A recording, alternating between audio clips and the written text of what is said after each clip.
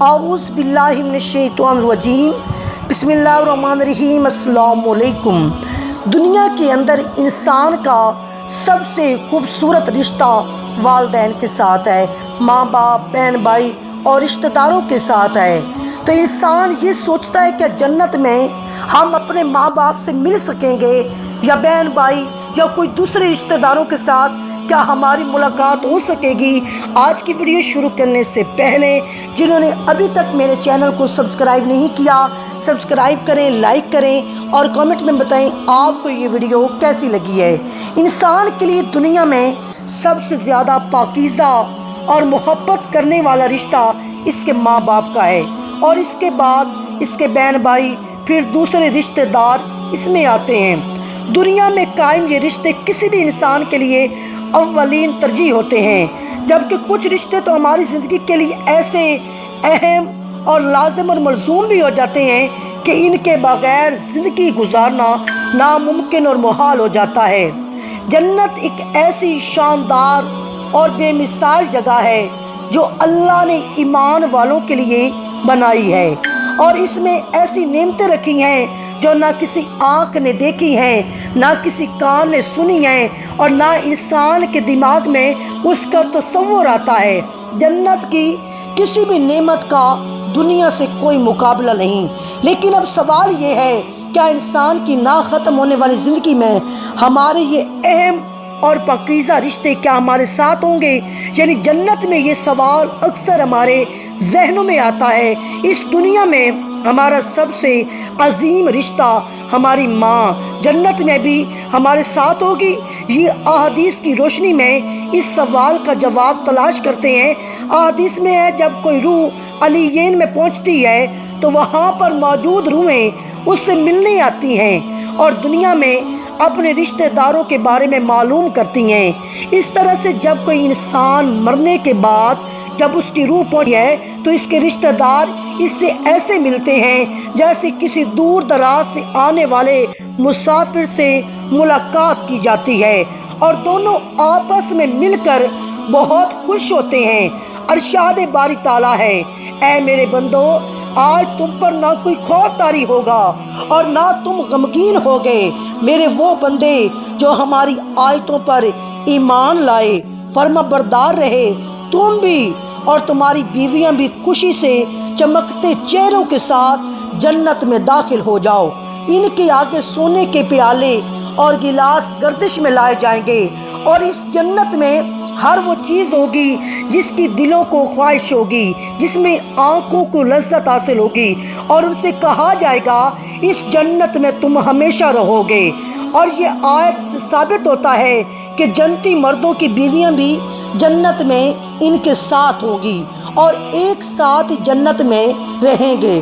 وہاں جنت میں انہیں ہر وہ چیز مہیا کی جائے گی جس کی وہ خواہش کریں گے۔ حضرت ابو ہریرہ فرماتے ہیں، رسول نبی کریم نے ارشاد فرمایا، جس وقت کوئی مومن بندہ مرنے کے قریب ہوتا ہے تو رحمت کے فرشتے سفید ریشمی کپڑا لے کر آتے ہیں اور روح سے کہتے ہیں نکل جا، تو اللہ سے رضا مند ہے اور اللہ تجھ سے رضا مند ہے، اللہ تعالیٰ کی رحمت کی جانب اور اس کے رزق کی جانب اور اپنے پروردگار کی جانب جو کہ غضب ناک نہیں ہے۔ پھر وہ روح اس طرح معطر حالت میں نکل جاتی ہے جس طرح سے عمدہ خوشبودار مشک، اور فرشتے ہاتھ پر اسے اٹھاتے ہوئے آسمان کے دروازوں پر لے جاتے ہیں۔ تو آسمان والے فرشتے کہتے ہیں کیا عمدہ خوشبو ہے جو کہ زمین سے آئی ہے۔ پھر اس کو اہل ایمان کی روحوں کے پاس لاتے ہیں تو وہ روحیں خوش ہوتی ہیں، اور یہ خوشی اس خوشی سے بھی زیادہ ہوتی ہے جو کسی بچھڑے ہوئے کی آمد سے انسان کو میسر ہوتی ہے۔ پھر وہ پہلے سے موجود مومنین اس نئے آنے والے سے دریافت کرتے ہیں فلاں آدمی نے کیا کیا اور فلاں آدمی کا کیا ہوا، یعنی جس شخص کو دنیا میں چھوڑ کر گئے تھے اب وہ کس طرح کے کاموں میں مشغول ہے۔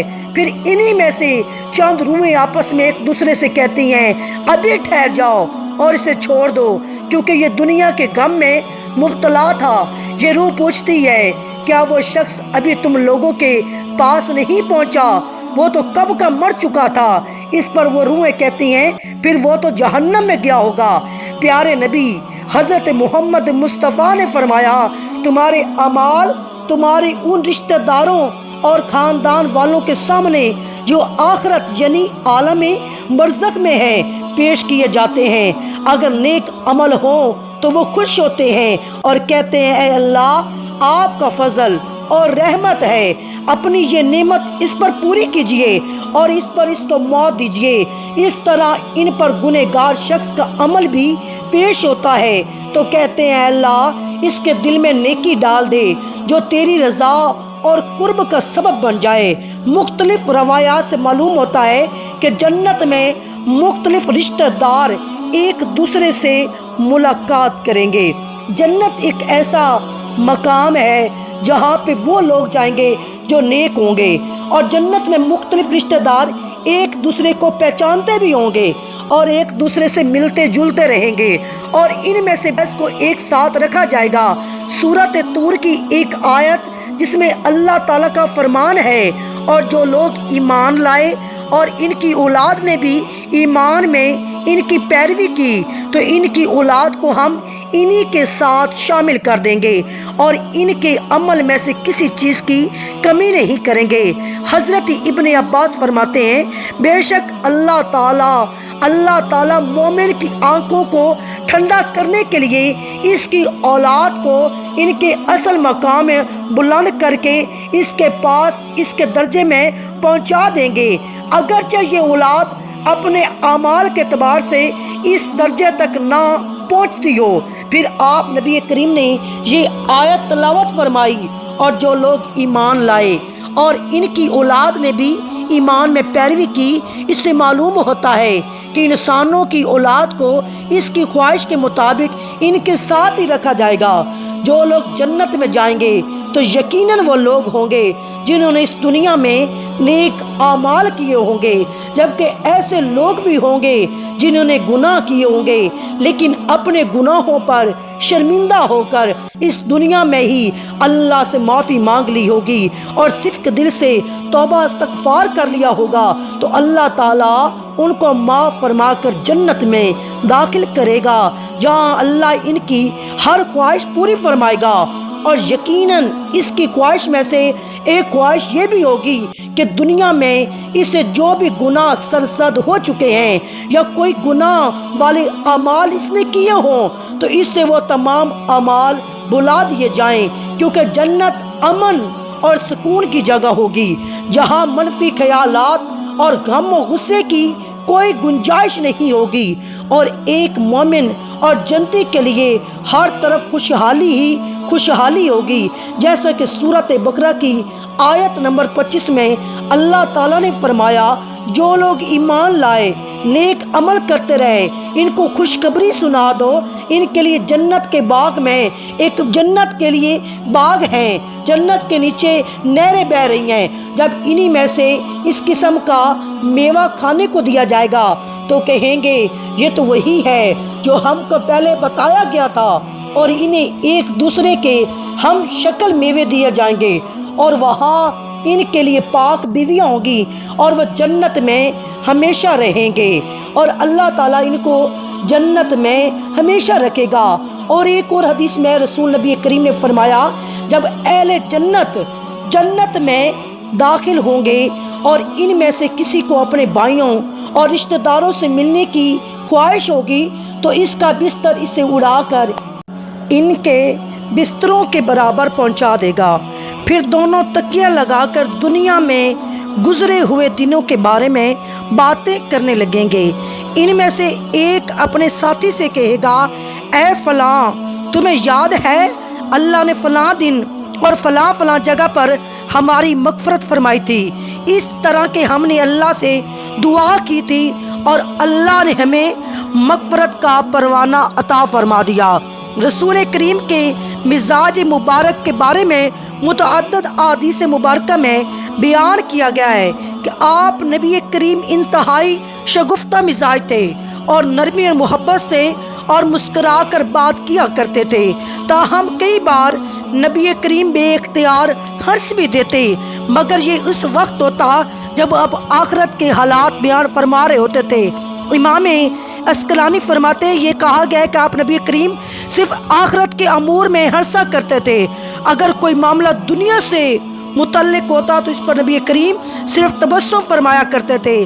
آپ نے ایک بار صحابہ کرام کو یہ آگاہ کیا کہ روز محشر جب کسی کو جہنم سے نکال کر جنت میں بھیجا جائے گا تو اس کی حالت کیا ہوگی۔